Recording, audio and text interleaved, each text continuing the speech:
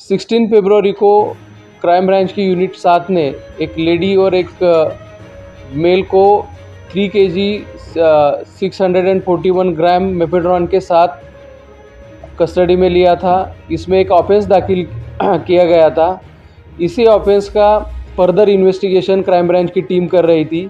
इसी further investigation के दरमियान सांगली डिस्ट्रिक्ट में कवटे महाकाल तहसील के यहाँ पे इरली करके एक गांव है। इस गांव के एरिया में मैन्युफैक्चरिंग यूनिट पिन पॉइंट करने में, वो डिस्ट्रॉय करने में और वहाँ से 122 kg मेफेड्रॉन सीज करने में क्राइम ब्रांच की टीम सक्सेसफुल हुई है। इस पूरी कार्रवाई में 6 एक्यूज़ को हम अरेस्ट कर चुके हैं।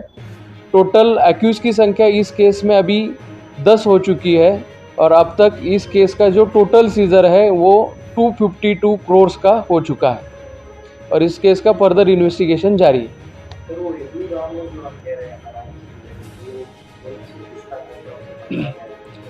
ओनरशिप जिसकी थी उसको भी पकड़ा गया है।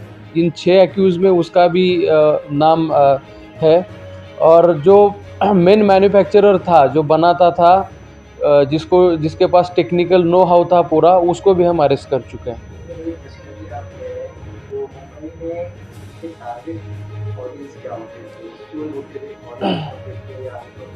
ये जो मेफेड्रॉन मैन्युफैक्चर किया जाता था वो क्रिस्टल फॉर्म में था, एकदम वाइट कलर का और क्रिस्टल फॉर्म में था, जिसको नारकोटिक्स की लोकल लैंग्वेज में लैविश करके बोला जाता है। इसको हाई क्वालिटी मेफेड्रॉन समझा जाता है। वो बहुत ही हायर रेट से लोकल मार्केट में बेचा जाता था और ये ग्रुप की अपनी एक डिस्ट्रीब्यूशन चेन है।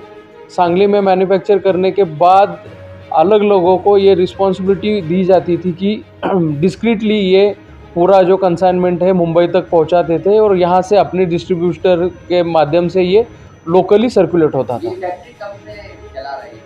प्राइमरी इन्वेस्टिगेशन में ये रिवील हो चुका है कि पिछले 7 महीने से ये फैक्ट्री चल रही थी।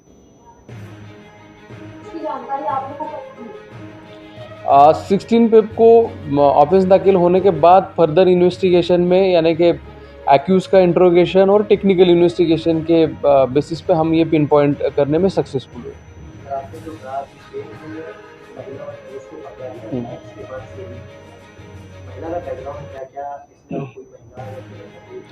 महिला जो है वो कुर्ला एरिया की रहने वाली है। वो एक ड्रग पेडलर ही है।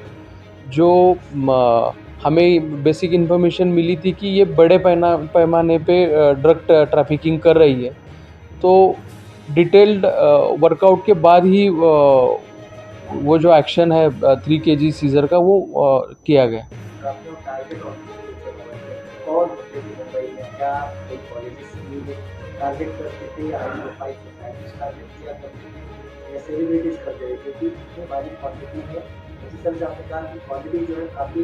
अच्छे क्वालिटी की होती है जो ड्रग्स है, तो किन लोगों को ये अपना ऑर्डर मानते हैं?